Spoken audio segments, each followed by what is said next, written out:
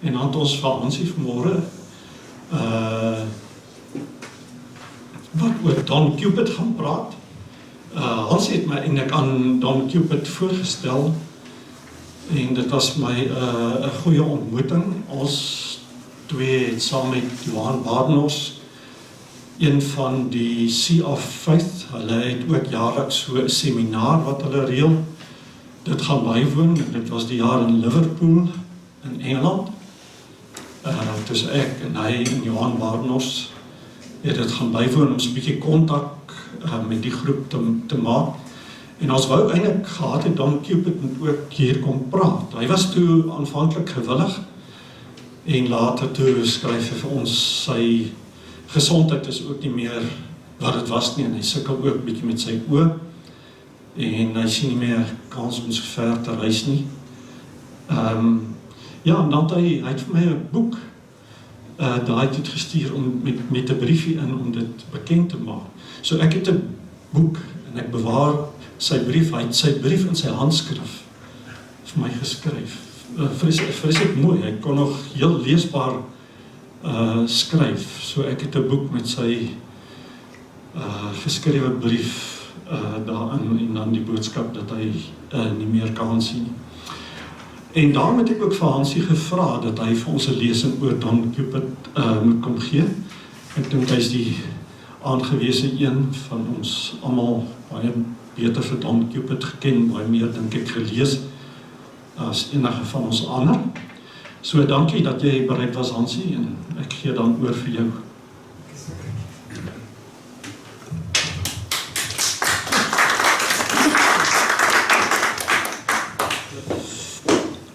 Baie dankie Sakkie, en dit is so lekker om julle almal hier te sien vanoggend. Ek sê jammer, dit is so koud.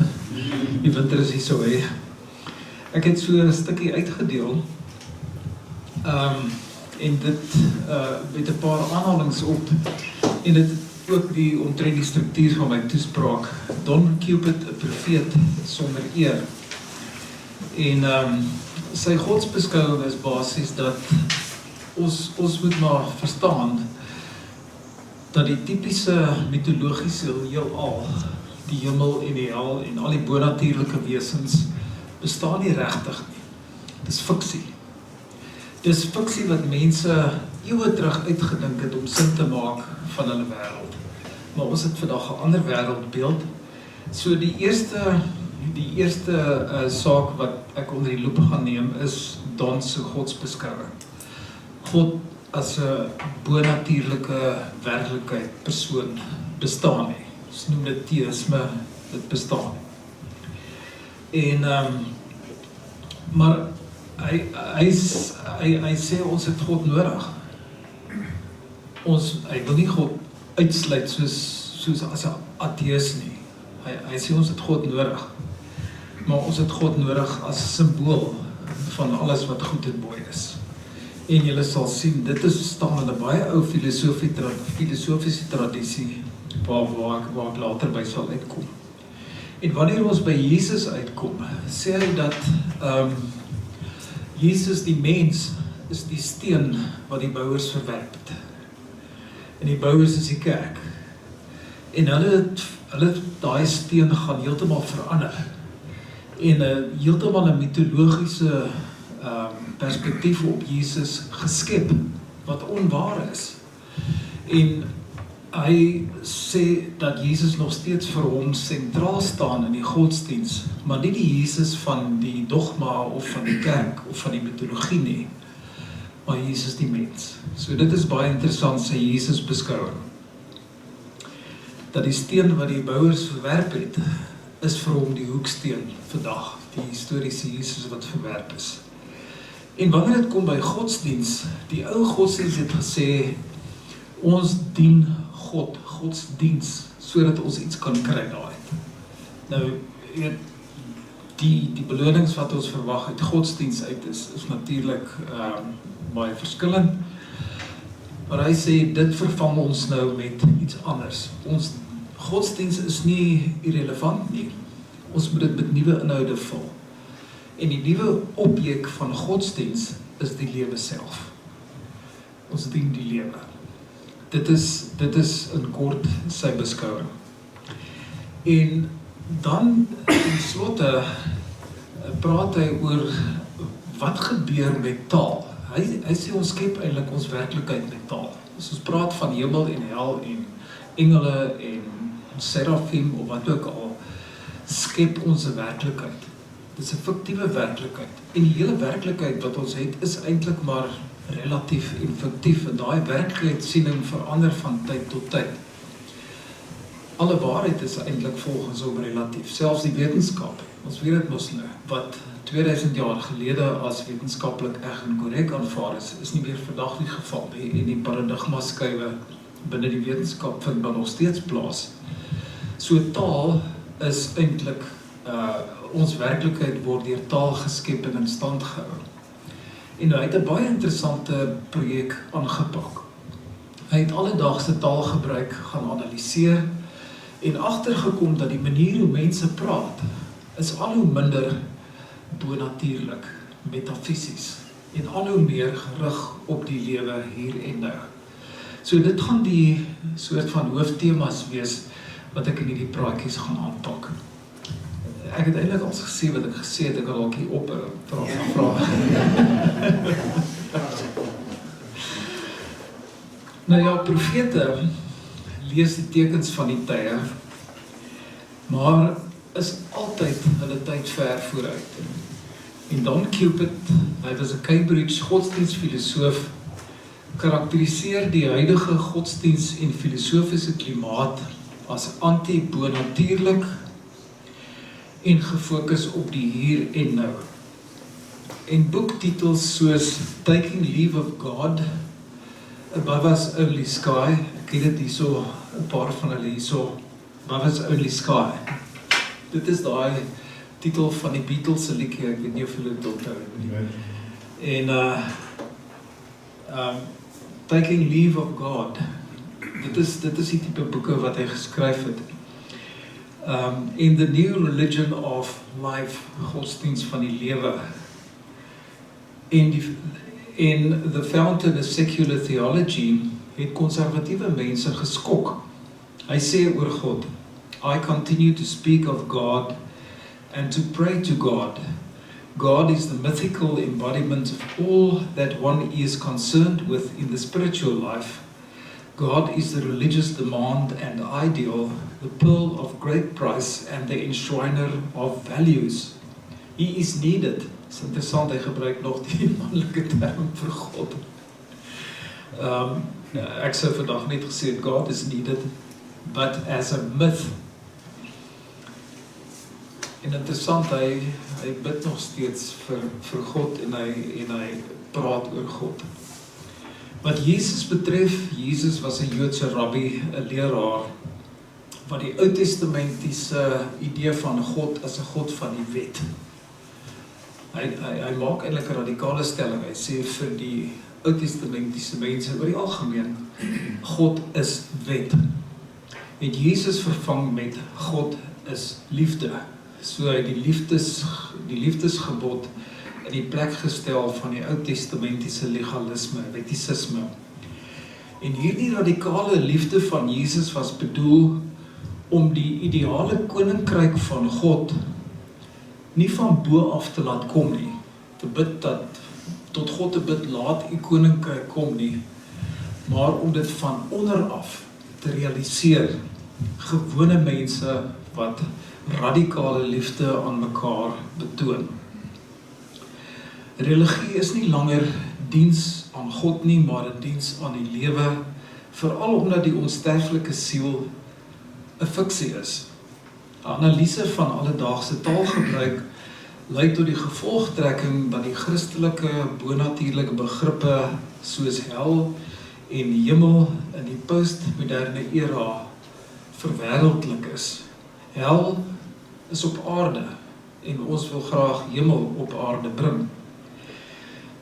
En hierdie hel, sê hy, word al hoe meer deur die hemel verdring, soos ons voortgaan om van die bodem opwaarts 'n wêreld te skep wat Jesus en die profete in gedagte gehad het.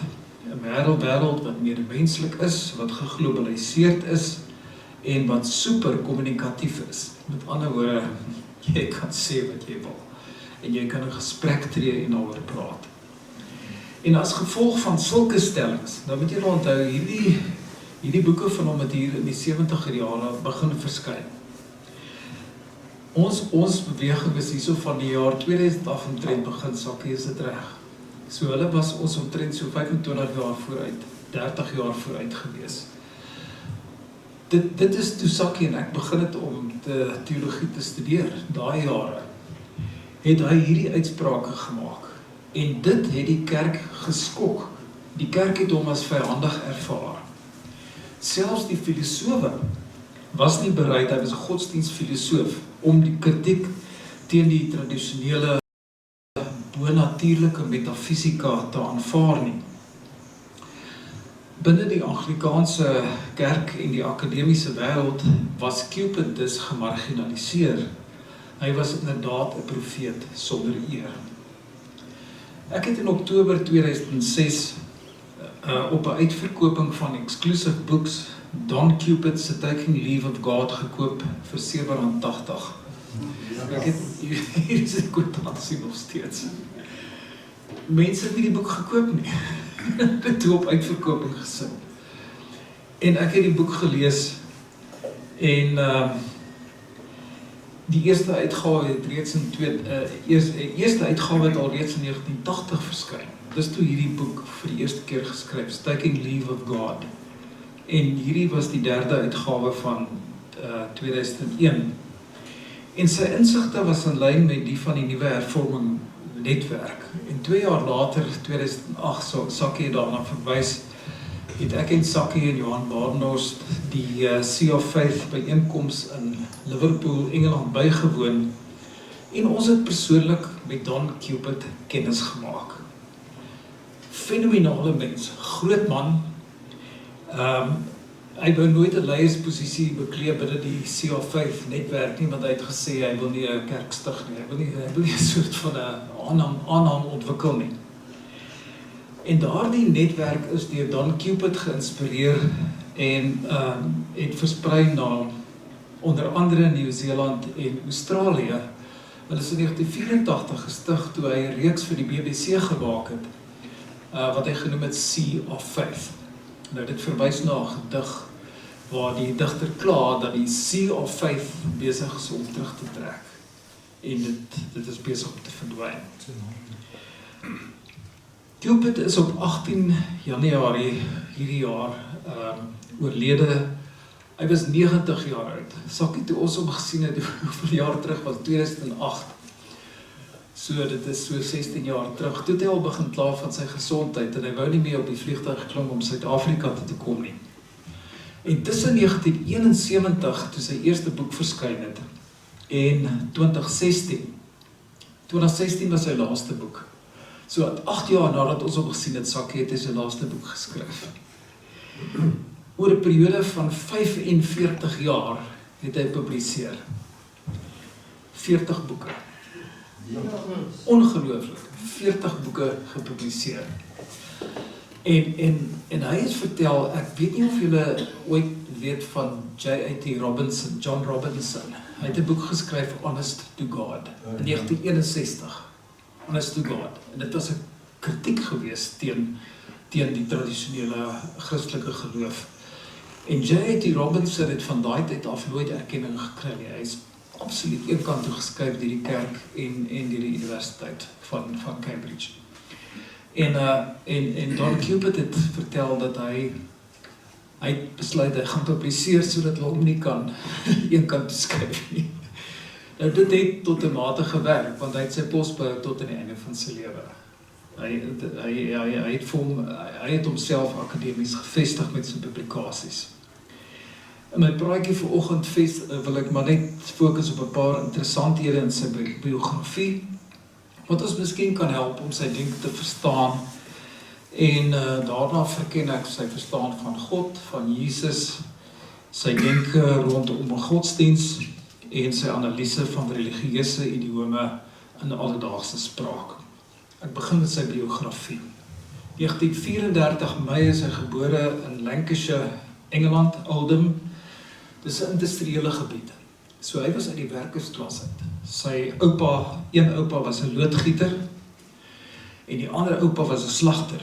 Nou, julle weet in Engeland is hierdie klasseverskil is baie nog steeds vandag. Daar's 'n groot klasse verskil in Engeland.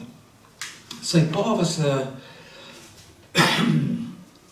plaatmetaalwerker.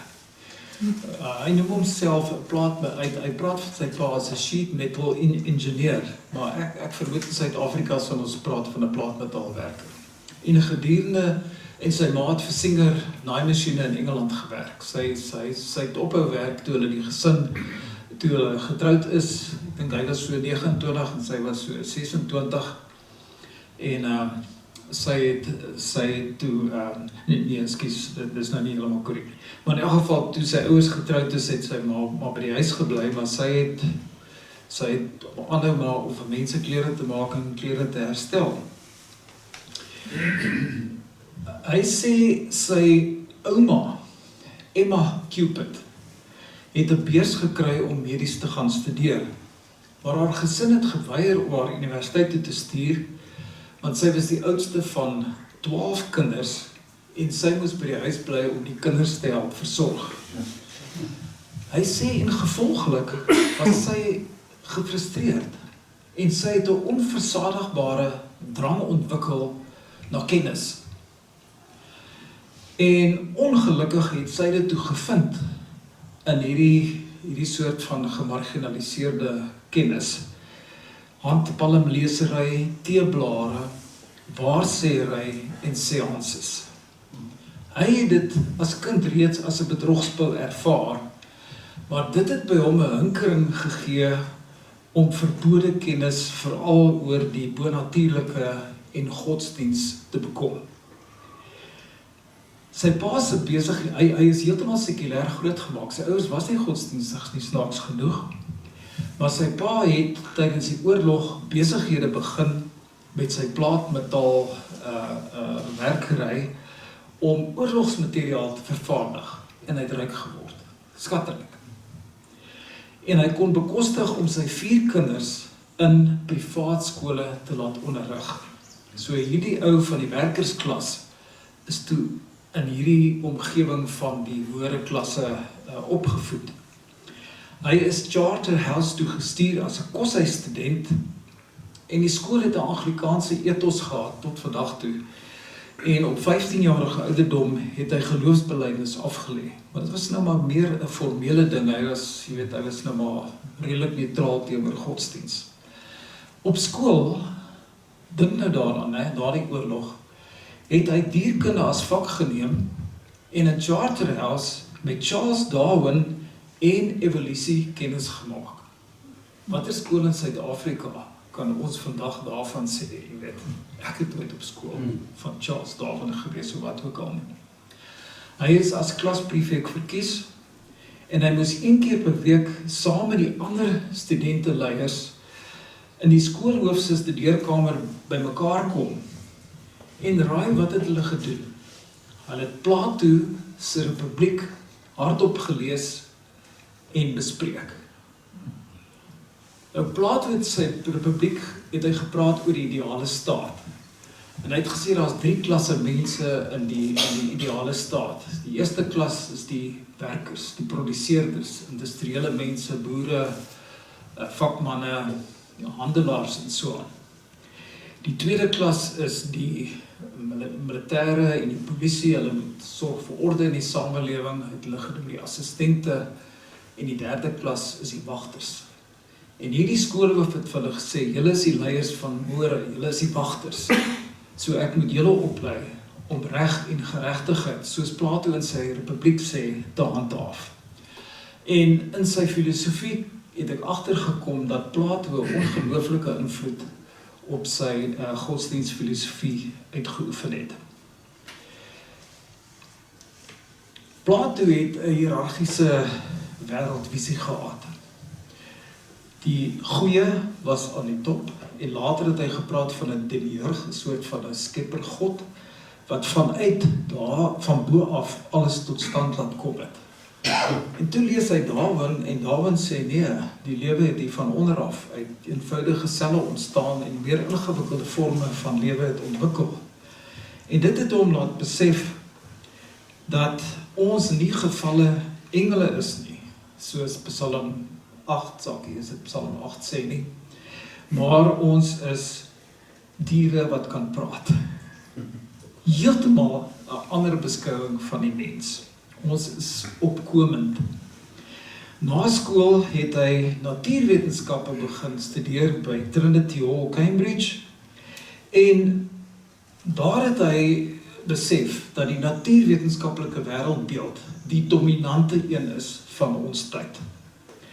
En binne 'n paar weke, Cambridge Universiteit, daardie tyd het hulle baie sterk Anglikaanse Christelike ethos gehad, en op die kampus was daar aksie, hulle het dit genoem CICCU, the Cambridge Intercollegiate Christian Union, sterk op evangelisasie gerig. Hulle het byvoorbeeld kinders van laere klasse in die slums op kampe geneem en hulle bekeer. Baie sterk bekeringsgerig. En hy het tot bekering gekom op universiteit. Nou, jy weet, ek vermoed daar was baie sosiale druk by bekom, jy weet, studente wil graag aanvaar en so aan. En in sy tweede jaar in die natuurwetenskappe het hy wetenskapsfilosofie as 'n vak geneem, en dit het sy belangstelling in filosofie geprikkel. En hy het toe gesê dat die CICCU het hom begin hinder, want hulle was verskriklik autoritair. Jy moes inval by wat hulle dink oor God en so aan. En hulle was baie sterk gefokus op hierdie emosionele bekering, waar jy die teenwoordigheid van God moet ervaar. En hy het dit net nooit ervaar, hy het vreeslik hard probeer, maar dit het net nie gebeur nie. En hy het begin ontken dat 'n mens deur ervaring kan verifieer dat die Heilige Gees en God en al die dogmas werklik is. Jy kan dit nie deur ervaring bevestig nie, want dit is verskillende ervarings. Dit het hom snaaks genoeg aangetrokke tot die mystiek gemaak, die mystisisme.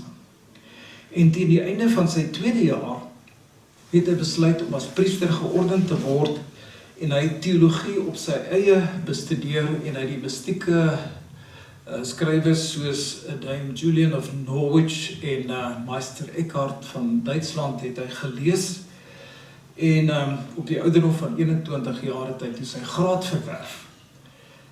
En na sy militêre diensplig het hy verdere teologiese studies gedoen, en in 1959 is hy eers as 'n diaken en die jaar later as 'n priester georden. Nou, die Anglikaanse kerk is daar 3 groot ampte, die biskop, die priester en die diaken. Dis nou nie die diaken soos ons diakens in die kerk ken nie, maar die diaken is 'n amptenaar in die kerk wat ook preek en hy behartig die pastorale uitreiking as ook armsorg ensovoorts. En hy het toe tot in 1962 in 'n gemeente gewerk.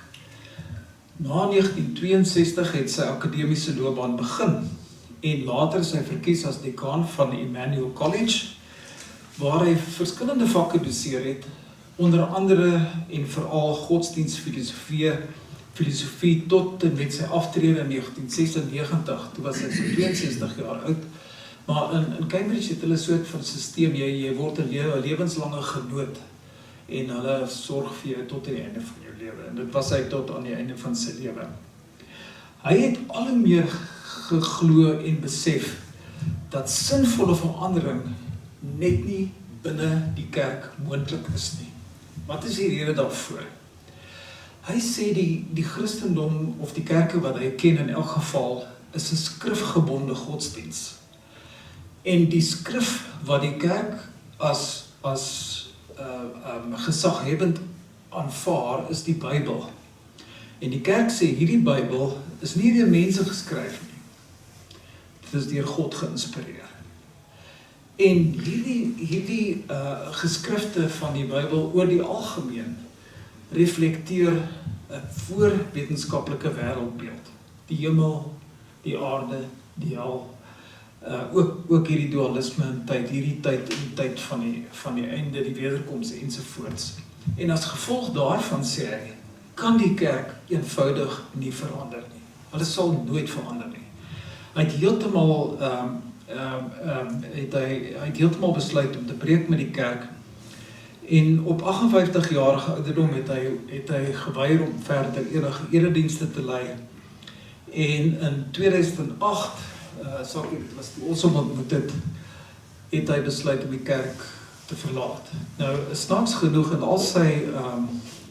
al die dinge wat oor hom geskryf is na hy dood is, het die kerk hom nog steeds gedoen, the Reverend Professor Cupid. Maar hy het nie langer nagmaal gebruik nie. Nou, ek weet nie of dit 'n amptelike bedanking uit die kerk was nie, maar ek het verstaan by die kongres in 2008 dat hy nie langer lid was van die kerk. So dit was in kort sy bibliografie. Iemand wat uit 'n werkersklas aan 'n topklas onderwys blootgestel is, en hy het altyd gesê, ons het goeie gene gehad in die familie, maar ons is net aan swak opvoeding blootgestel, omdat ons in die laerklasse was. Het hom vanuit 'n fundamentalistiese godsdienstervaring tot 'n gesekulariseerde persoonlikheid laat ontwikkel. En dit bring ons by sy godsbeskouing, wat sê hy van God. Hy sê die tipiese supermenslike voorstelling, antropomorfe, supermenslike voorstelling wat Christene van God het, hy's 'n manlike persoon wat bo in die hemel sit en wat die heelal geskaap het, alles kom van bo af, en wat teen die natuurlike gang van sake ingryp ten gunste van sy aanbidders, is 'n menslike konstruk. Ek dink julle ken seker die storie van hierdie ou wat 'n werk aanbieding gekry het, en is gaan vir 'n onderhoud, en toe ry en hy's laat om een of ander rede, en hy kan nie parkeerplek kry nie, en hy bid toe, hy sê, Here asseblief, ek soek 'n parkeerplek, gee asseblief vir my net 'n parkeerplek, ek het die werk nodig, gaan laat wees, en as jy vir my nou 'n parkeerplek gee, sal ek elke Sondag 2 keer kerk toe gaan, ek sal ophou drink, ek sal ophou met hierdie rokke wat ek so jag en so aan, en net daar gaan na 'n parkeerplek oop. Hy sê, Here, moenie worry nie, ek het so myself nog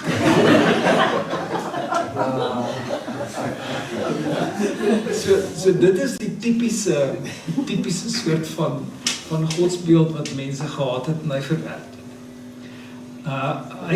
Hy gaan verder en hy sê, in die Ou Testament is God ervaar, soos ek reeds gesê het, as 'n kosmiese wetgewer, wie se voorskrifte 'n patriargale stamgodsdiens in stand gehou het, en wat baie hiërargies was. Weet, God is bo, God stel sy priesters aan, hulle kies 'n koning, die koning regeer, dis 'n teokrasie, alles kom van bo af. En hierdie God sê hy bestaan nie objektief nie, bestaan nie onafhanklik van kultuur en van taal nie. En hy ondersteun dus die filosofie van wat vandag bekend staan as non-realisme. Dis nie werklik so nie, dis skepings van ons taal. Dis fiktief. Hierdie insig behoort ons daartoe te bring, sê hy, om alle vorme van bonatuurlikheid, soos wonderwerk, die hiernamaals en bonatuurlike agente as nie reëel te verwerp. In die Nuwe Testament sê hy, kom Jesus, en hy sê ons verstaan nie regtig wat so radikale mens Jesus was nie, want hy het Moses se wet vervang met die liefdesgebod. God is nou medemenslike liefde. Maar sê hy, dis steeds 'n beperkte liefde. Hoewel alle volke nou ingesluit is, onderhou die God steeds 'n patriargie, man, vrou, kinders, slawe, en erken nie die mens as familie van alle ander lewensvorme nie. Die projek van die Christendom was om hierdie transcendente God in dogmas vas te vang. Dink maar aan begrippe soos die drie eenheid, en dat God sy kerk regeer, dis wat ek in teologie geleer is, deur middel van sy ampte. Nie van onderaf boontoe nie, kom alles hier van bo af ondertoe. En jy mag nie hierdie dogmas kritiseer of daaroor praat of negatief daaroor wees nie. Daar's in elke kerk wat ek van weet is daar's prosedures vasgelê, want as jy daai prosedures volg, is dit onmoontlik om 'n dogma te verander. En vir Cupid is die dissipline van teologie nie die spreuke oor God nie, maar die spreuke oor God se afwesigheid. Maak baie sin. Dit maak geweldig sin. Die Christelike hiërargiese siening, sê hy, hierdie piramide met God bo-aan en dan die kerklike ampte en dan die minderes en so aan, vroue en kinders en slawe en so aan. Hierdie hiërargie lê aan die hart van die magsmisbruik van die kerk. Soos onder andere blyk dat die kerk dekades, eeuwelang weggekom het met pedofilie. Verskriklik wat in die kerk gebeur het. En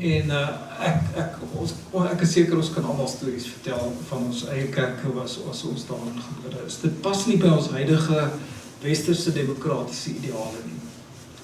Vroue, veral en homoseksuele mense is onderdruk en soos enige hiërargie, vryheid van spraak is onmoontlik gewees. En hy sê geweld, daarom is geweld inherent aan alle autokratiese stelsels. Hy het reeds in 2017 teen Donald Trump gewaarsku en hy het gesê die MAGA-beweging, Make American Great Again, verskil nie in beginsel van radikale islam nie. Godsdienstige hiërargie verhinder mense om autonoom en vry te leef. Ek haal aan. The more God is absolutized, the more we are presented with the possibility of living under the dominion of a cosmic tyrant who will allow nothing, and least of all religion, to change and develop. As ons kyk na Trump, hy duld nie teenspraak nie. Hy duld nie vrye debat nie. Hy is 'n absolute autokraat. Sy woord is wet en hy regeer ons van bo af ondertoe. Plato het God gelyk gestel met die goeie, terwyl die Deense eksistensiële filosoof Søren Kierkegaard God as die ideaal vir spirituele volmaaktheid gesien het. So julle kan sien, hier het ons 'n simboliese uitdrukking van God, en dit vind Cupid sinvol en argumenteer dat God 'n simbool van ons hoogste menslike ideaal is. Hy haal Tolstoy aan, wat snaaks genoeg ook spirituele geskrifte gehad het. Die weg van die lewe, sê hy, die lewe is God, en om die lewe lief te hê, is om God lief te hê. En hierdie bodemopwaartse anti-hierarchiese siening van God is interessant genoeg nie gewelddadig nie. Want hoekom sal jy nou gaan geweld wil gebruik as jy met mense kan praat en met hulle debat kan voer oor wat is reg en wat is verkeerd en wat is waar en wat is onwaar? En as voorbeeld gebruik hy Mahatma Gandhi, wat tussen 1893 en 1914 hier in Suid-Afrika sy filosofie van nie gewelddadige verzet gebruik het teen diskriminerende wette en praktyke van Indeerwerkers. So God is dus 'n simboliese beliggaaming van ons hoogste ideale en bestaan nie werklik nie. Die mens, Jesus, is egter steeds vir Cupid sentraal. Hy was in 1977 betrokke by 'n symposium, The Myth of God Incarnate. En die referaat is in boekvorm uitgegee deur John Wycliffe, en Cupid het 'n hoofstuk geskryf oor the Christ of Christendom. En hy argumenteer dat die mens Jesus vermitologiseer is en dat die mite en dogmas omskep is, soos die pre-eksistensie van Jesus, sy waagtelike geboorte en sy opstanding ensovoorts. En in 1985 was hy deel van die Jesus Seminar, wat 'n fundamentele onderskeid gemaak het tussen die historiese Jesus en die Jesus van dogmas.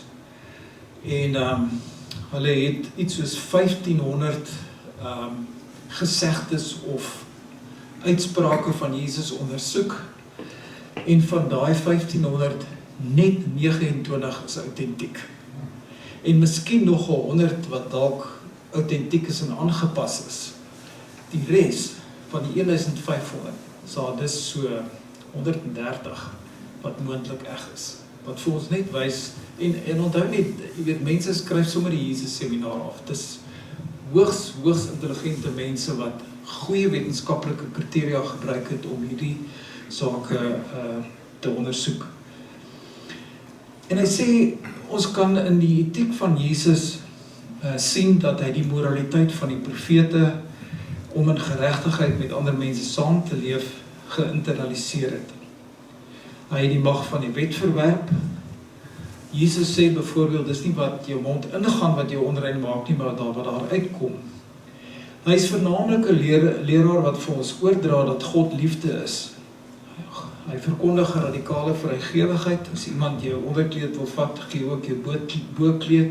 As iemand 1 myl van jou afdwing, loop 2 myl saam, gee aan wie jou iets vra en moenie iemand wat wil leen wegwys nie. En dit sê hy, hierdie radikale liefde bou die koninkryk van God van onderaf boontoe, nie van bo af ondertoe nie.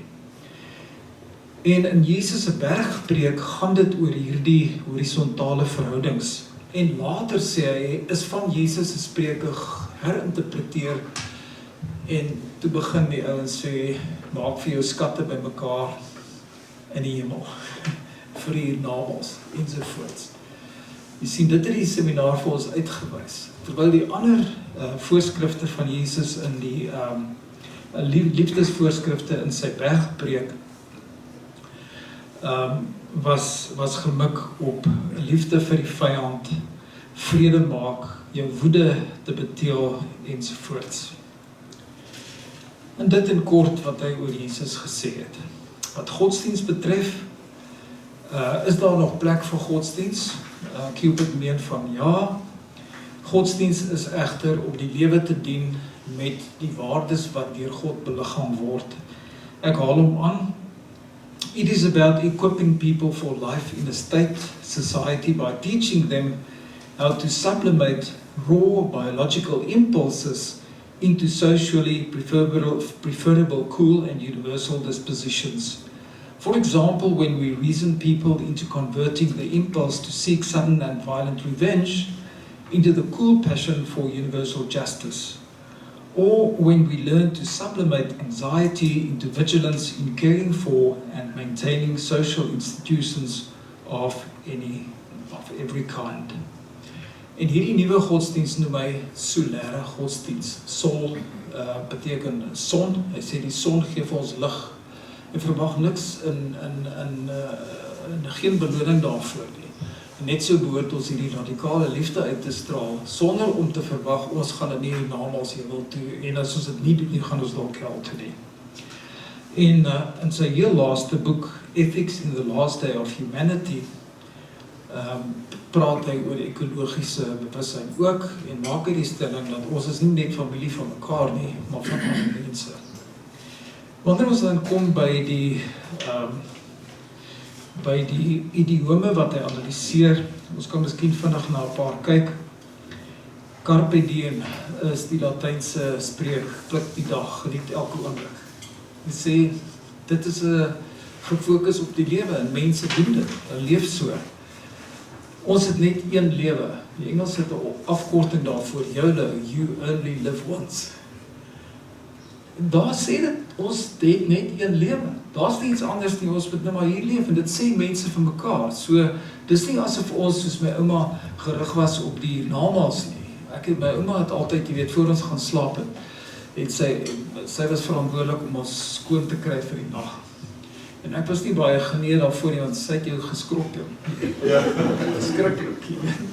Nou vra ek van my, hoekom, wat sê, dit sê sy vir my, sê nou jy gaan vandag dood, en jy moet met jou vuil voete voor die Here verskyn. Is dit nou reg? Dit was alles gefokus op die namaals. Hierso het ons jou in die live once. leef en laat leef. Radikale verdraagsaamheid. Al hierdie voorskrifte van, jy weet, gays is nie welkom nie, daar's net 2 geslagte wat nou in Amerika so deurkom en so aan. Dit is nonsens, jy weet, leef en laat leef, aanvaar verskeidenheid. Doen jou dinge, laat ander mense toe om 'n ander ding te doen. Dit is wat dit is. Ek hoor dit baie wat mense sê, dit is wat dit is. Dis nie asof ons nou sê, jy weet, eintlik het God dit nou so bestuur, daar's 'n geheime bedoeling hier agter wat nou gaan uitkom as ons nou maar net vasbyt en so aan nie. Dis net, jy weet, life happens, dinge gebeur maar net. Elke donker wolk het 'n silwer randjie. Geef ons die moed en die oortuiging om maar jy weet deur te druk as dit moeilik gaan. Maak die beste van 'n slegte saak. Ek het so 'n paar van my eie voorbeelde bygesit dat ek al gehoor het mense sê, die dag toe hy met my getroud is, het hy sy hande Kanaan beloof. Het julle dit al gehoor? Dit is 'n Bybelse uitdrukking. En dit is nie asof ons op pad is na 'n beloofde land wat deur God bedoel is nie, ensovoorts. Dis maar net, jy weet, hy het nou besluit, ek gaan nie langer werk nie, jy weet, en ek, in elk geval, die vrou wat dit sê, ek aanvaar nie langer hierdie storie. Laat die vrou daar is om die man se hulp te wees. Ek aanvaar dit net eenvoudig nie. My oorlede ma het altyd gesê, ek aanvaar die man is die hoof van die huis, maar ek is die nek en ek sit draai Bybel.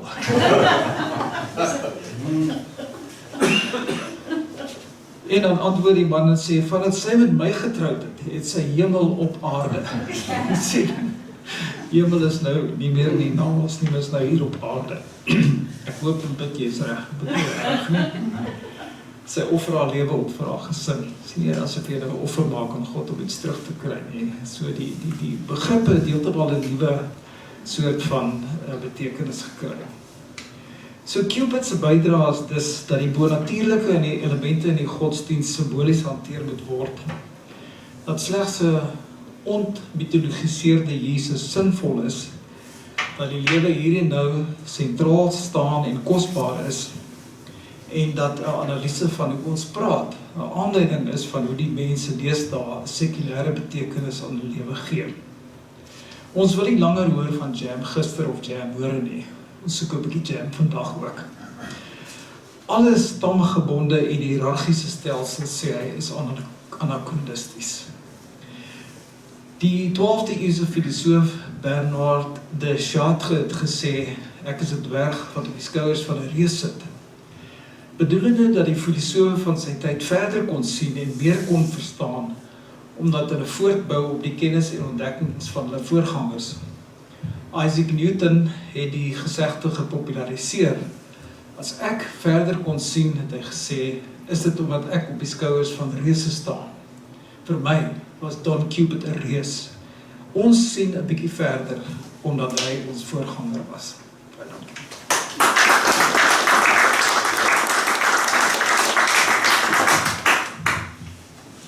Ek hoor graag julle bydraes. Sakkie sal al die vrae beantwoord.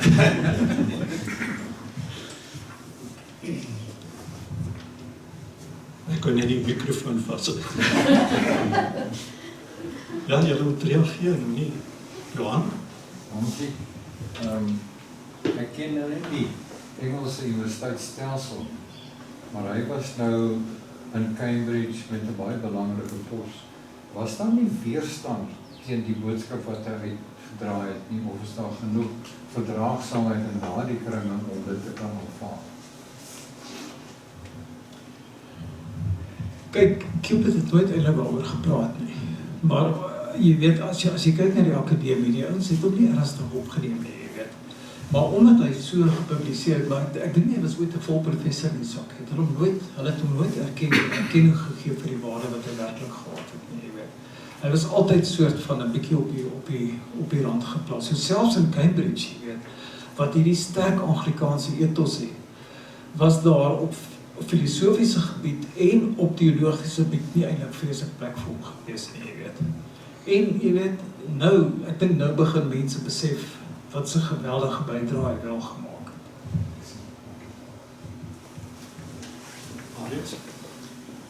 As mense oor die eeue kyk, daar waar beskawings gevestig was daar by elke ene 'n plek waar iemand 'n religie begin het, of 'n geloof gehad het, of die Egiptenare was, of die Maya's was, of die Christene. Is daar 'n plek waar mense wel groot getalle bewoon het, en hoegenaamd geen godsdienstige oortuigings gehad het, en wil selfs die Boesman aanvat om te sê, hulle het wel dit gehad, en plaaslike bevolkings het hulle voorvaders aanbid. Is daar 'n plek waar daar nie so iets was? Is dat so beskawing, miskien? Ja, nee, baie dankie vir die vraag. Sover ek weet, en sover ek weet, en godsdienstfilosofe bevestig dit, is daar geen beskawing ooit wat nie 'n vorm van godsdienst gehad het nie. Want die feit is, jy weet, ons kom, soos Charles Darwin vir ons verduidelik het, ons kom van die diere af, van onder af. En hierso is ons blootgestel aan 'n wêreld wat ons nie verstaan nie. En nou sien jy ons donder weer, en bliksemstrale, en hoe hulle interpreteer hulle dit? My ouma het by ons in die huis gebly, en ek onthou as klein seentjie, ons het daar in Johannesburg langlaagte gebly, is daar geweldige donderstorms gewees. My ouma het dadelik die spieëls gaan toemaak met 'n laken. Want 'n spieël sogenaamd trek 'n weerlig aan. En ek vra toe vir my ouma, nou wat is hierdie geraas in die lug? Nie geweet wat dit was nie. Sy sê dis die stem van God. Want dit staan in die Bybel, Psalm, ek weet nie, somewhere, jy weet 29 of so iets. En Job sê dit ook. Ek sê toe vir haar, wat sê God? Onmiddellik het sy die antwoord reg gehad. God sê die mense moet ophou met hulle sonde en ophou steel en so, jy weet, die vrouens wat die kort rokkies dra, jy weet, so. Graag 'n volvraag vra. Ja, maar hou net vas. So gevolglik het mense in terme van, kom ons noem dit nou maar personifikasie, het hulle die werklikheid verklaar en probeer om 'n soort van reg en geregtigheid te geskied deur hierdie magte wat hulle nie verstaan het nie. En dit is gepersonifieer. So daar is nie 'n godsdienst, 'n kultuur wat ek van weet, wat nie bonatuurlike agente of bonatuurlike inwerking op een of ander manier gehad het nie. Maar ekskuus gaan dan. Jy dit nou nie 'n posisie vir 'n argument om te sê dat die mens oor die algemeen is geneig het 'n sesde sintuig, en dit is 'n refleks om 'n geloof te ontwikkel en dan dogmaties daarop te reageer en te beheer, mense te manipuleer. Die hele siege van die mens het nogal vermoë om mense te wil manipuleer. Mens kon dit sien met COVID, mens kon dit sien met die massadood van die nazi's. Daar was allerlei sulke gedragspatrone wat die mens in sy natuur onnatuurlik gemaak het in daai opsig. En dat het dan 'n argument kan begin om te sê, luister, daar's 'n sesde sintuig, en dit is 'n manier om as gevolg van iets anderster in die natuur, sê maar soos gravitasie, geneigtheid het om 'n geloof te begin. Daar is so iets, maar dit is nie gravitasie nie. Ek weet wat dit is, maar ek vermoed iets anders. Ja, dit is 'n baie interessante posisie. Daar is natuurlik teoloë wat sê dat die smag na God is 'n sesde sintuig. Dit is 'n ekstra sintuig wat ons het om God raak te sien en so aan. Maar die probleem is, hoe verifieer jy dit? Want daar's mense wat dit nie het. En om die waarheid te sê, as ons kyk na Europa, is die meerderheid mense postkerklik. En hulle glo nie meer aan die bonatuurlike dinge nie. En Cupid het nou deur sy analise van taal gesê, ons is besig om daar uit te groei. En godsdienst het verander. As ons net kyk dat die geweldige veranderings wat gekom het tussen die Ou Testament en die Nuwe Testament en waar ons vandag staan. So Cupid se antwoord, dink ek, sou wees, ons is besig om uit hierdie goed uit te groei. En ons moet net aanhou om daaroor te gesels en te praat daaroor en nie mense dwing om te dink soos ons dink nie.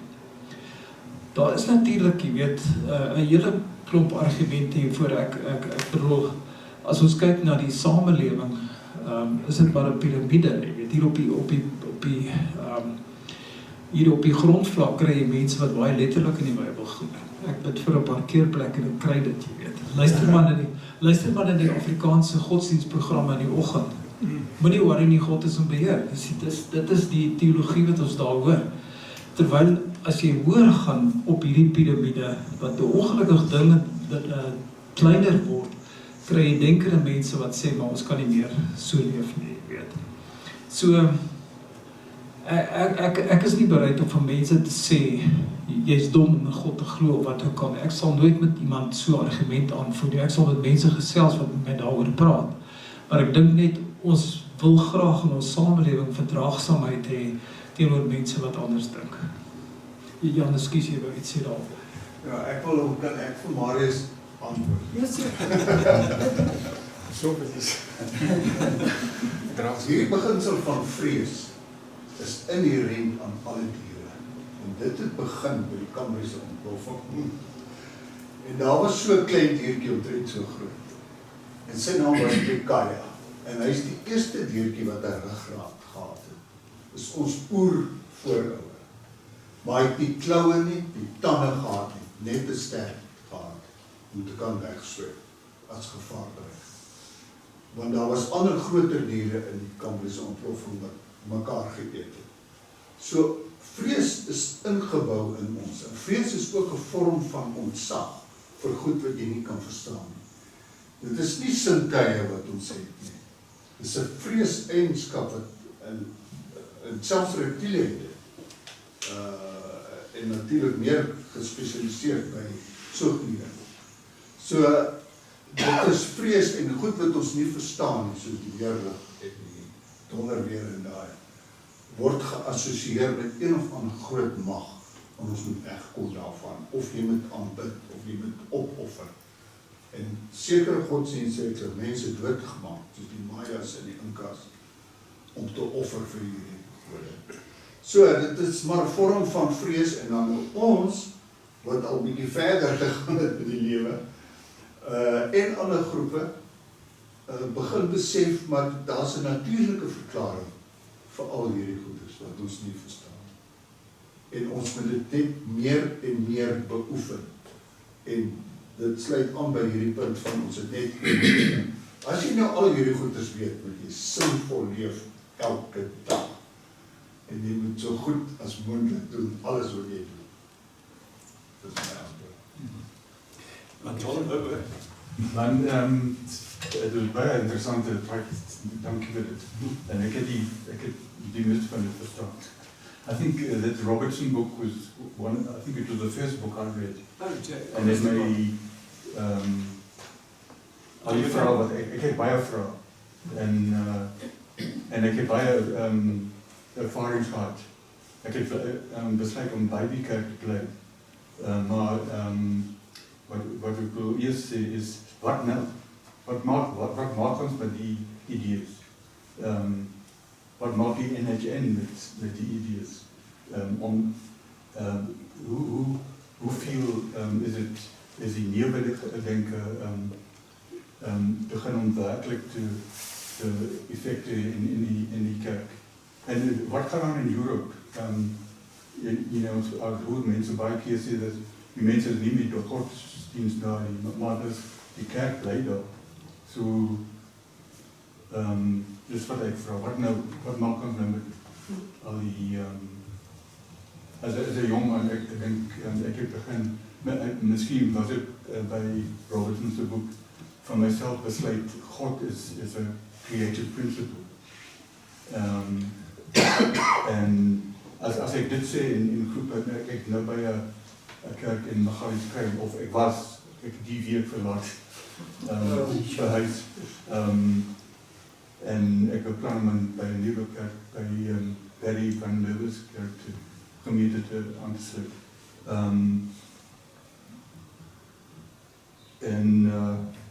Ek verloor my gedagtes. Die typische dingen, ek het een mansgroep nodig, so, ek het broers nodig, so, en hulle het een mansgroep daar by die gemeente, so ek het aangesluit. En hulle is baie letterlijk. So, En die een ervaring was die leier van die groep, die faciliteerde, het gesê, daar is niks wat toevallig is nie. Alles is die Here se leiding. En die ander, een van die anders het gesê, hy is baie gemaklik met hoe die kerk gaan nou aan. En ek het gesê, ek sal nooit gemaklik wees, terwyl die kerk wil nie met LGBTI mense werk en van veelrassigheid praat nie. En hulle van hulle opgespring sê. En hoe kan jy so sê? Maar gelukkig ek het kontak gemaak met een of twee van die mense wat het miskien met agter die deur het gepraat. Ek het teruggegaan en hulle het my nog steeds aanvaar. Maar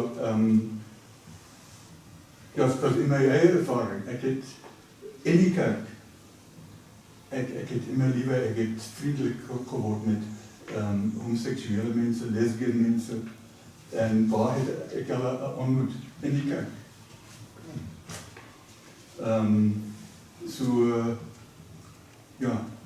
En navorsing wat ek gedoen het vir honor psychology. Ek het met navorsing gedoen oor hoe mense, how people survive after 60. And somebody that I got an ex-nun who'd left the church, got herself officially out of the being a nun. And she directed me to, referred me to 3 people. One old lady who'd grown up as a single child, which has its own problem. Another who'd herself, she told me her story. And then a man. En ek het hom gaan sien in 'n mooi huis en ek het gedink onmiddellik hy's getroud en hy praat van hy het verskillende jobs gedoen. Sy het al oor die jare die jobs gedoen en hy's getroud en kinders. Hy sê nee, ek is homoseksueel. 50 jaar in a successful homosexual relationship. Ja, ek dink John, jou basiese vraag is wat nou? Wat na die tyd en so aan. Ek dink hierdie insigte het ongelooflike implikasies vir elke faset van ons samelewing. Punt 1, die manier waarop ons kinders groot maak. Toe in die ouerhuis waar ek groot geword het, so ek vir my pa iets gevra het. Het ek my vir my sê, hoekom? Want sy antwoord, wat ek so sê. So dit was hiërarchies, van bo af, gesag ensovoorts. En my pa het baie keer die argument gehad van, God het my aangestel as hoof van die huis ensovoorts. Dit het totaal verander by die manier waarop ek my kinders groot gemaak het. Ek het nooit vir hulle dit gesê nie. Ek het vir hulle gesê, kom ons praat hieroor, jy weet.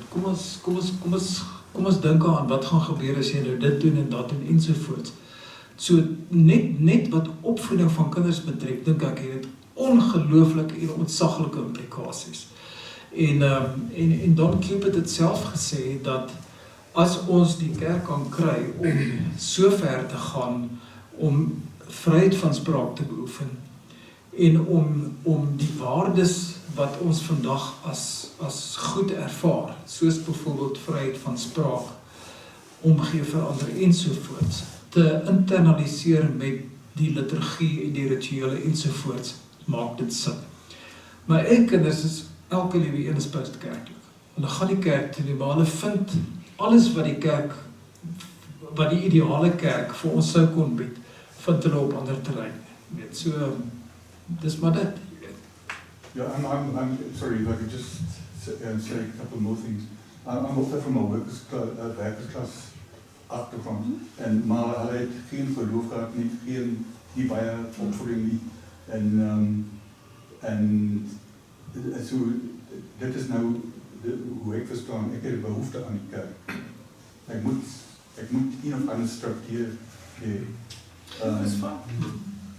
I'm not making an excuse, you know. Yeah. I'm saying, daar is 'n plek vir die kerk. Ja. So wat nou? What now is we have to keep on talking and being what we are and conveying the message that we think is important to us. Ja, like that question I asked you at the bekendstelling van die boek, wat van, hoe reageer die NHN aan pastorale en geestelike behoeftes? Ja. Wel, Wil jy nie iets sê? Jy het so gelyk of jy wil... Sakkie, ja, ek wil eintlik nog gaan aansluit by wat hy sê, maar ek wou vir Hansie 'n ander vraag vra, so as ek mag split in twee. Hierdie wat nou vraag, wat eintlik my hele volwasse lewe oorheers. So vandat ek uit die fakulteit as predikant uitgestap het, ek besef hierdie goed, ek het maar so 'n ervaring as ons almal gehad. Maar daai wat nou vraag het agter baie goed gelê wat ons nou al weet nou, as ek nou sê maar byvoorbeeld iets oor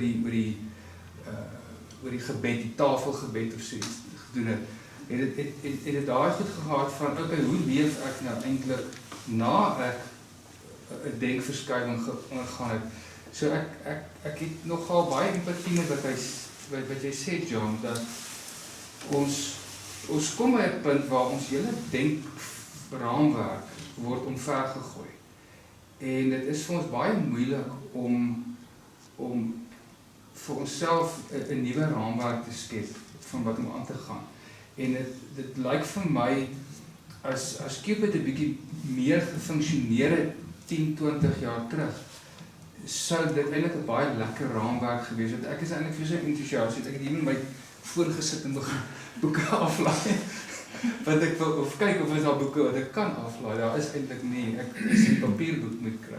Maar dit is ek 'n elektroniese kopie kan koop. Maar die punt is ons gaan moet deur hulle werk weer werk om te kyk hoe lyk 'n raamwerk om verder te leef. Bende Toy se boek is vir my 'n pragtige metafoor dat ek dink in die verlede was mense gebring tot by die hek. Ons het vir al die eksegetiese goed gegee van hoekom werk hierdie goed in die Bybel nie? Hoe werk al hierdie teenstrydighede? En baie van die goeders het by die eksegese gestop as ons nou teologiese terme praat. En ek dink is belangrik dat ons ook deur die hek beweeg en sê, okay, onthou daai grappie wat hulle altyd gemaak het met Ben na sy boek verskyn en sê dit lyk maar 'n bietjie droog agter jou hek. Mense sien nie en ek dink dit is waar die wat nou vraag inkom. Hoe lyk daai blomme aan die ander kant die hek? En ek dink daai gesprek moet eintlik verder gaan. En ek dink Cupid se boeke, nou hier is een titel hier, so The Way to Happiness. Daai soort van goeders moet ons 'n bietjie verder funksioneer en 'n bietjie uitbrei. Ja.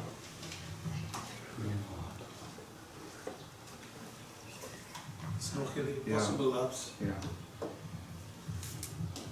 Life. Ek is net jammer ons kon nie alles bespreek voor. Ja, ek weet nie, Leon, wil jy... Nee, maar, Hein? Ja, wat nou, ek dink ook toch al baie daar. Is dit meer 'n stelsel deur inligting beïnvloed word? Hoe groot 'n verskeidenheid van gedrag aan daai stelsel vertoon. En kinders kan daarmee saamstem. So, omdat 'n mens in groot mate deur inligting gedryf word, kan die mens absoluut meer divergeer as wat die geval is met mechanische stelsels. Dink jy, dit is waar? Verloor jy 'n bietjie. Verstaan jy my? Yes, okay. Is dit realisties om te dink dat ons kan 'n lewens- en wêreldbeskouing uitwerk wat vir alle mense aanvaarbaar sal wees? Nee, maar dit was nie die punt van Don Cupid nie, jy weet. Nee, ek het 'n bietjie. Ja, nee, ek wil nie sê dit was nie sy punt nie. Sy punt was net, dis my insig. En hy het ook gesê, en dit is wat ek dink besig is om ons samelewing pas te vind. En hy gee dit ook nie as 'n absolute waarheid nie. Hy sê absoluut alle waarheid wat ons skep, selfs die begrip waarheid is 'n menslike skepping, dit verander van tyd tot tyd. Maar het hy gedink dat daai manier van denke gaan toeneem mettertyd? Wel, hy bewys dit. Hy sê byvoorbeeld, as jy kyk na die welsynstaat in Engeland, die welsynstaat het funksies oorgeneem wat die kerk altyd gehad het. Die staat versorg siekes, die staat versorg die armes. Die hele idee van die welsynstaat wat oor die hele Europese Unie op hierdie stadium sterk is, kom uit ons Christelike agtergrond uit, volgens Don Cupid. Jy weet, dit is hoe dit op hierdie stadium realiseer. Ek het nou nie 'n mooi antwoord wat ek geformuleer het of iets wat ek wil. Ek gaan sommer nou net praat. Ek het nie 'n gat, daar was nie 'n gat wat ek moes toemaak toe ek dit een kant godsdienst een kant gesit het nie. My lewe het net aangegaan. Ek soek nie, daar was nie iets wat ek in die plek van dit wil sit of wat ook al nie, en ek hoef niks, ek weet nie of julle verstaan wat ek meen. Ja, absoluut. Ek gaan net aan met my lewe. Ek het my ander belangstellings wat ek doen en so aan. Dit is nie asof ek hunker na een van 'n antwoord of wat ook al wat in die plek van dit moet kom of so. Daar was 'n vraag daar. Nee, ek wonder net partykeer of dit nie 'n vriendskapskring is wat jy verloor nie. En dis die samesyn van mense en jy soek 'n nuwe samesyn. Maar as jy dit op 'n ander plek kan kry, kan jy nou nog met die ouer nie. Ek meen, ons het nog baie kerkvriende en jy's nie noodwendig vyande met hulle nie. Jy kuier lekker met hulle, maar jy kuier dalk lekkerder met ander groep. Maar as jy die kerk verlaat, het jy 'n gaping van 'n groot vriendekring wat dalk nou weg of en 'n ondersteuningsgroep, né? En dit het 'n mens 'n behoefte aan 'n ondersteuningsgroep. Dan gaan jy na 'n nuwe kerk toe, want jy kry 'n nuwe ondersteuningsgroep en ek dink dis waar mense behoefte het. Ja.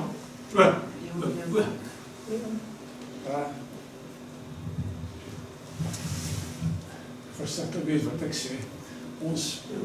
Ons het by hierdie punt gekom. Baie van ons deur trauma, ander met minder trauma. Ek dink nou aan die gewone mens en ek wil nie daarmee die gewone kind. Ek wil nie myself daarmee verhef ook aan die gewone mense, maar gewone mense. Ek wonder net of daar vir sommige mense, kinders, nie daardie gesag nodig is. Ek moet op 'n sekere manier optree of daar gaan straf wees. En sommige mense dit nodig het. Die kerk het daardie gesag verloor. Die staat het daai gesag verloor. So ek dink as terugkom na die vraag, wat nou? Hoe kan ons daardie gesag wat sommige dalk nodig het, vervang? Ek weet nie of dit moontlik is nie.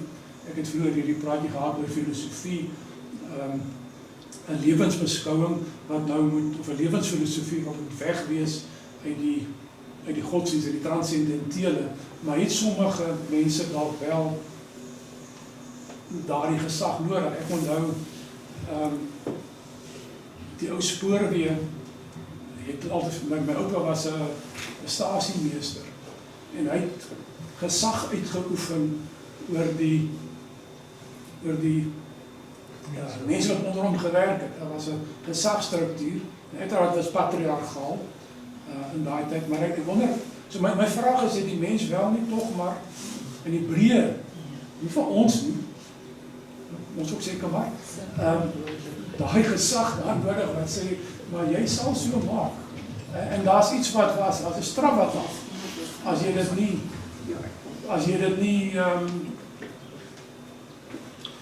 nie konformeer nie. As jy nie konformeer, daar's iets wat dit kan nie bloot alles uit jouself uitkom nie, daai gewete of wat ook al. So dis my vraag, as mens dan kom by wat nou, geld dit ons almal dat ons kan eenvoudig wegstap en daar's nie gaan.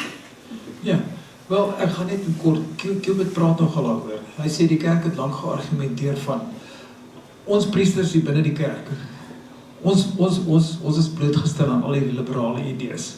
Maar jy kan dit nie vir gewone mense sê nie, maar dan gaan hulle nie, they won't be well behaved. Hulle gaan nie behoorlik optree nie. En hy beskou dit as absolute onsin. Dit hang af hoe ons mense opsit. As jy 'n kind opvoed en sê jy mag dit nie doen nie omdat ek so sê, dan vestig jy gesag ekstern. En as jy vir daai kind vertel, maar wag so 'n bietjie, hoe sal jy daarvan hou? As iemand dit aan jou doen, dan vestig jy gesag intern. Toe ek my kinders groot gemaak, kyk, my pa het ons gelooi, hy het ons groot gemaak met lyfstraf. Ek en my vrou besluit, ons gaan nie ons kinders lyfstraf gee nie. My hele familie het vir ons gesê, julle kinders gaan dwelms gebruik en ek weet nie wat alles nie. Nou het dit nie te bad uitgegaan nie. Ons het hulle nie so groot gemaak nie. Ons het probeer om vir hulle gesag intern te vestig en hulle moraliteit intern te vestig en so. So, ek wil nie hier voorskriftelik wees nie, jy weet. Ek wil nie voorskriftelik wees nie, maar ek dink net ons moet baie versigtig wees om te sê, wie gaan besluit, wie het hierdie gesagstrukture nodig en wie nie. Gesag, as dit van bo af kom, gaan altyd gepaard met geweld. Jammer om dit te sê, ek het dit in my huis ervaar waar ek groot geword het ensovoorts. En dis hoekom ek persoonlik, en ek gee maar net my persoonlike opinie, daarteen gebeweer het. My dogter is verlede jaar, aan die einde van verlede jaar, is sy getroud in Switserland met 'n Switserse burger. Hulle het mekaar in Suid-Afrika ontmoet. My dogter is met 'n vrou getroud. En ek het dit op Facebook gesit. Dit was vir ons 'n groot geleentheid, en 'n wonderlike geleentheid. Het was vir ons fenomenaal hoeveel mense met oorgawe ons geluk gewens het. Maar ook fenomenaal om te sien wie nie gereageer het nie. En dis vir ons jammerte. Jy weet dat ongelukkig is daar soveel konformistiese druk in ons samelewing dat mense op grond van hierdie goed jou marginaliseer en verwerp en so aan. Dit is my die jammerte van kerk spesifiek, want hierdie waardes word in die kerk geïnstitusionaliseer. Jammer om te sê. Ek wil vir die spreekbeurt gee. Eerst gaan ek dit ontgeld. Ek glo nie vir 'n oomblik nie. Al wat ek wou bysê is dat ek stem saam, dit begin by hoe jy jou kinders grootmaak. En 'n samelewing het norme. Daar is die kerk vorm dit, die regering vorm dit, daar's wette, maar dit is belangrik dat jy vir jou kinders leer. Elke besluit wat ek neem, elke daad wat ek uitvoer, het gevolge. En dis die probleem dat ek het nie 'n kerk nodig om dit vir my te sê nie. Dis besluite van interne locus van kontrole waar ek moet besluit. Hierdie besluit wat ek nou neem, watter gevolg gaan dit hê vir wie ook al. Vir die mense naby my of vir die samelewing, en dat ek moet weet dat elke daad wat ek doen het 'n gevolg. Ek kan nie agter iets anders skuil en sê dit is, dan verplaas ek dit. En dit begin by die ouerhuis. Ek sluit nou aan by wat Leon gevra het. Die skool speel 'n rol, byvoorbeeld in die grootmaak van die kind, maar die kind moet ook weet dat die ouerhuis is amper die grootste opvoeder. En dis waar dit moet begin, waar jy die ouers moet help om hulle kinders groot te maak met besluite. Ek onthou toe ons baie jong was, het ons die kursus gedoen in Systematic Training in Effective Parenting, en daar het pertinent gepraat oor die logiese gevolge van die besluite wat ek neem, wat jy moet amper al begin wanneer jou kind nog bitter klein is. En dis hoe jy moet groot maak. Ja, dankie.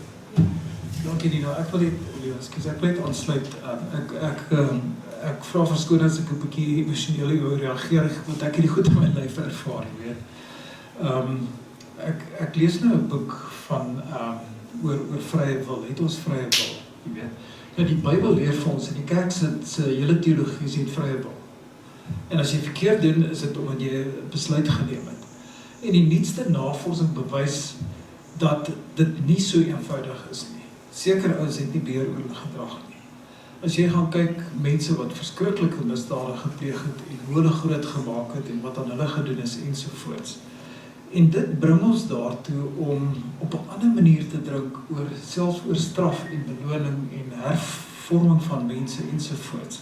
En dis hoekom ek sê, ek dink dat hierdie siening, hierdie natuurwetenskaplike wêreldbeeld het ongelooflike implikasies oor 'n baie breë gebied, selfs in die kriminologie en so aan. Ekskuus.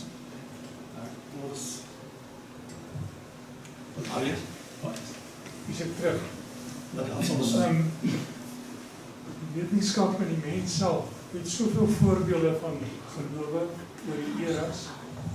Het is nie tyd dat ons wakker word en die regte ou raak sien. Dit is daar. Dit is net 'n kwessie van ons moet hom gaan soek op die regte plek. Wat is dit wat alle mense elke dag sonder uitsondering konstant aantas?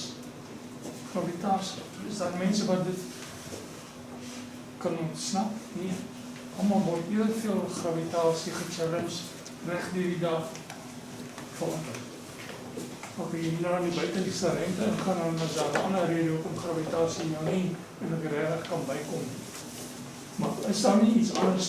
Daar is iets anders. Ek vra nie, ek sê, daar is iets anders wat ons aan hier, dit is eendimensionele gravitasie is af en die teenoorgestel is op, wat ons is tot 5 verskillende dimensies ons affekteer, net een entiteit, wat elke mens altyd, die hele tyd aantas, en ons vermis dit.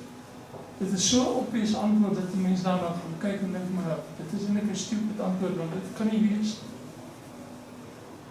Want ons kan ons dit nie ontdek nie, dit is voor ons, dit is voor die hand liggend, is die woord, ja. Ons moet wel soek, dit is 'n antwoord wat ek nie nou sal hê. Miskien hy. In Freud se tyd was daar in Amerika 'n naam van William James. En so hy het 'n boek geskryf, Pragmatism.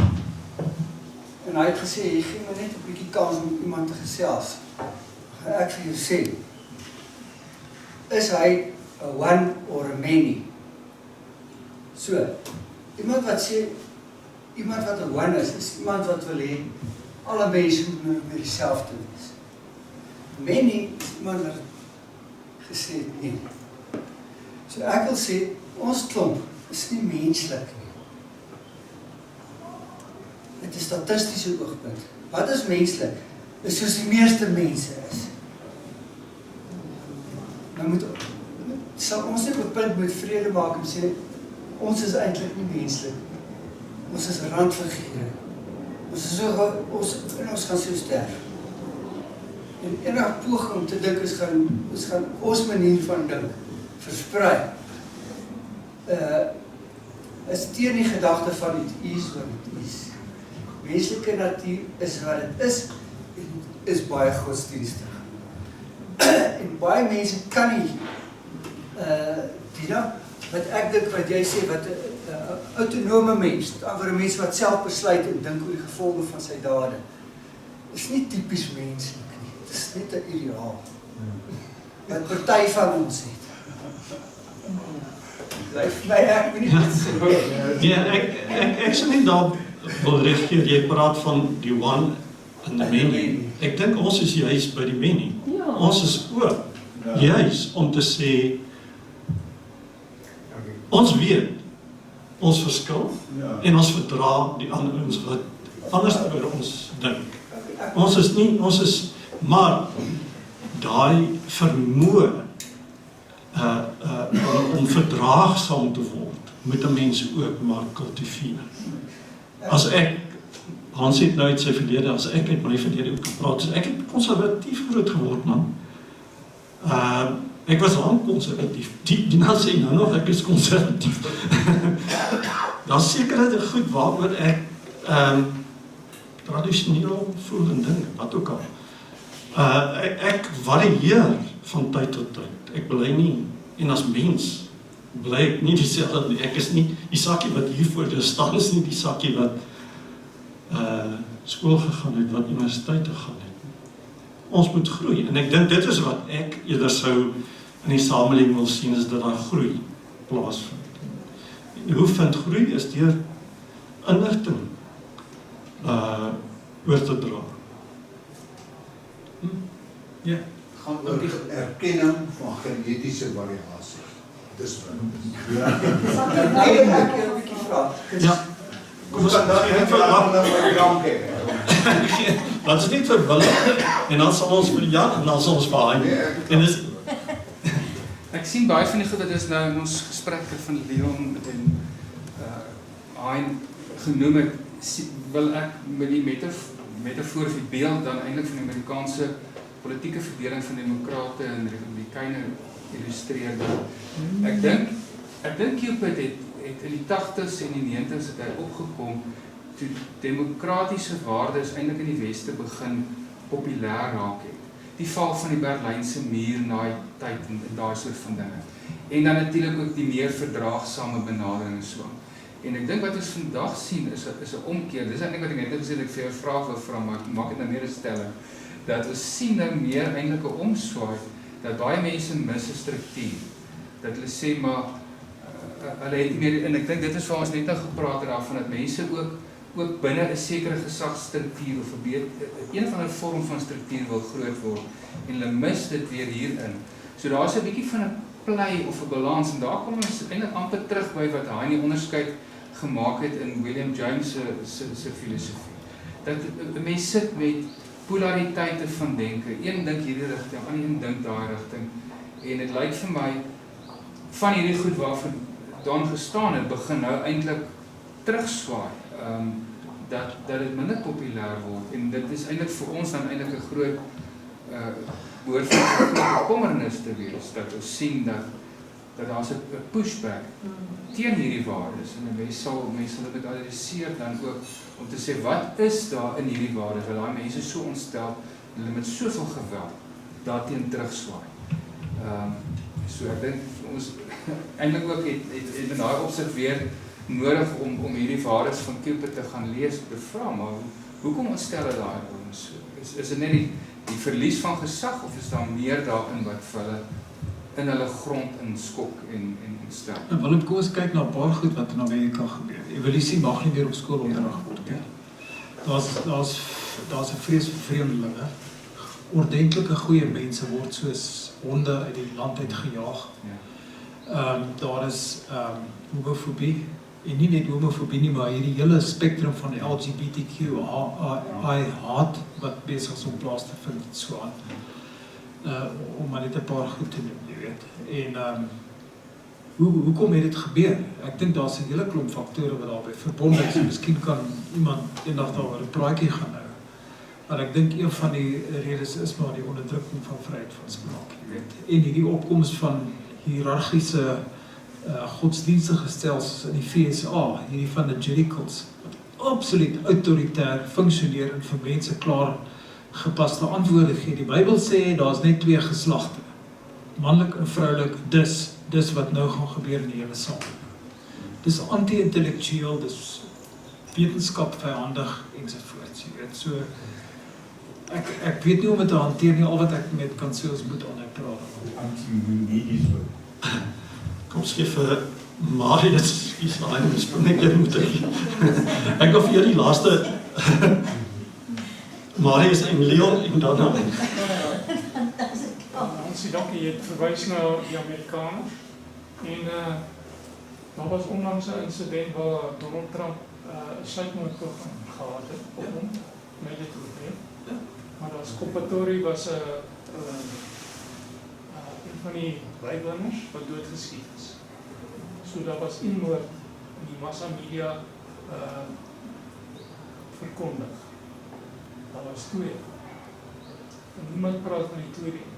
Hoe kan hulle die tweede is? Niemand hier weet wie die tweede is. Hy het 'n naam. Skieter homself. Dis die skieter homself. Ja, daar's iemand wat dit geskiet reg. Ja, maar wat moet jy nou doen? Skiet die man is doodgeskiet deur die FBI of deur een van die snipers, maar hy het nie nou gaan lê omdat hy gedink dit is noodwendig die regte posisie om te wees. Hy's gerekruut, hy's opgelei, hy allerhande posisies gehad waaruit hy sy motivering gekry het. Maar niemand praat van daai tweede moord, want dit was soos om Lee Harvey Oswald te gaan vermoord het na John F. Kennedy doodgeskiet het, maar niemand weet nog vandag of het hy was. So daar is die Amerikaners maar op 'n bietjie. Jan? Ja, ek dink dat jy nou genoem het die kwessie van interne locus van controle en om op te voed in daai opsig is baie geldig. Ek dink ons praat vanuit die, want ons baie van ons nie meer Christen is, ek praat ons vanuit die Christelike lewensbeskouing of rigting. En ek dink ook in Europa, van baie lande, jy die opkomst van aan die een kant in Amerika die fundamentalistische christelike godsdienst, maar ons moet ook aan daar as 'n massieve ander godsdienst wat geweldige opkomst het en dit is Islam. En ook, weet so, mens sal dit ook in die toekomst seker moet verdiskonteer. Want jy het aan die een kant in Europa dan nou die sekularisering, aan die ander kant die opkomst van Islam.